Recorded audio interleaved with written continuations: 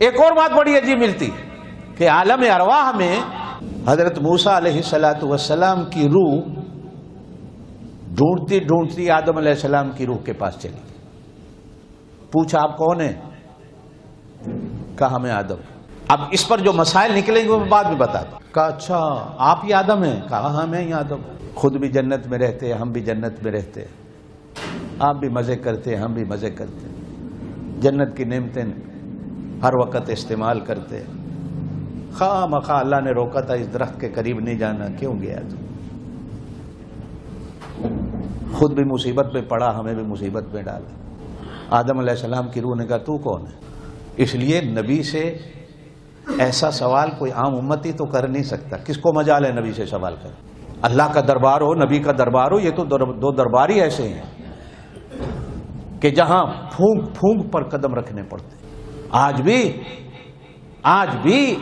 بھی جب دربار رسالت پہ انسان مدینہ پاک میں کھڑا ہوتا ہے، جو ایمان والا ہے، باقی کو چھوڑ دیجئے، اس کے پاؤں اور زبان یوں ہوتی ہے کہ میں کیسے اپنی التجا پیش کروں، میں کس منہ سے اپنی درخواست پیش کروں. میں تو زندگی بھر ان کے حکموں کو توڑتا ہوا یہاں کیسے انہوں نے بلا لیا میں آ گیا ہوں.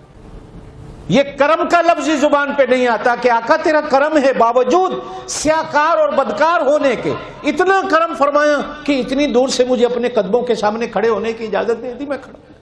یقین جانیے ہم تو آج تک کچھ کہہ بھی نہیں سکے کھڑے ہو کے. ایسا مقامی ادب ہے.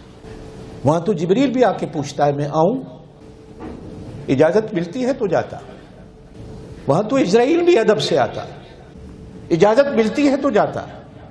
موسیٰ علیہ السلام، مسلم شریف کے اندر روایت آتی، مسلم شریف موسیٰ علیہ السلام کے پاس ایسے چلا آیا. کیسے آیا؟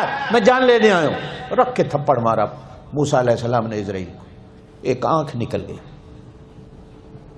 ایسا زور کا مکہ تھا، اور مکہ بھی نوری کو، فرشتوں کے سردار کو، موسیٰ علیہ السلام کو. وہ جو چاہتا تو ایک پر سے پہاڑوں کو ہلا کے رکھ دے، لیکن نبی ہے،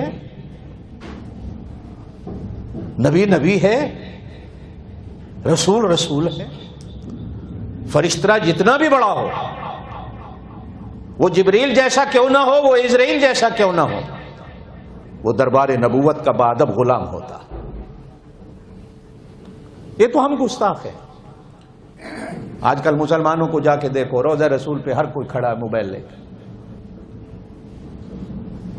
جو نبی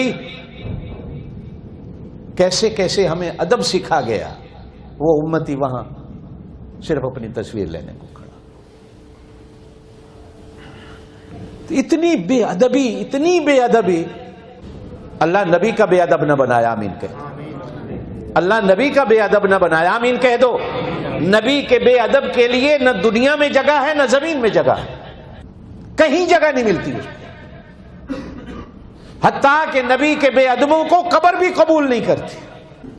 کئی ایسے واقعات پڑے. منظار قبری وجبت لہو شفاعتی او کما کا، لیکن ایمان کے ساتھ. شرک اس نیت سے نہ جائے کہ وہاں مدینے جا کر میں نے جلوس نکالنا ہے، مدینے جا کر میں نے شور ڈالنا ہے، مدینے جا کر میں نے اونچا بولنا ہے. وہاں تو بندہ اونچا بولے تو عمل سارے برباد ہو جاتے ہیں. میں تو حیران ہوتا ہوں یہ کیسے ہمارے مسلمان بھائی ہیں جو وہاں جا کر شور ڈال دیا 12 ربیع الاول.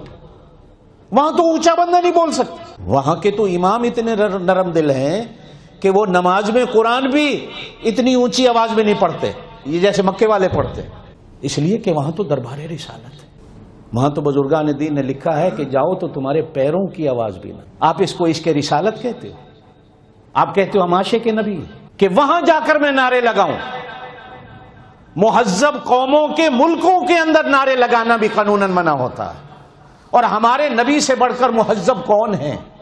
ہمارے نبی کے دربار سے بڑھ کر تہذیب سکھانے والی جگہ ہمیں اور کون سی ہے؟ وہاں بھی اگر ہم ایسے ہی بد تہذیب رہے ہیں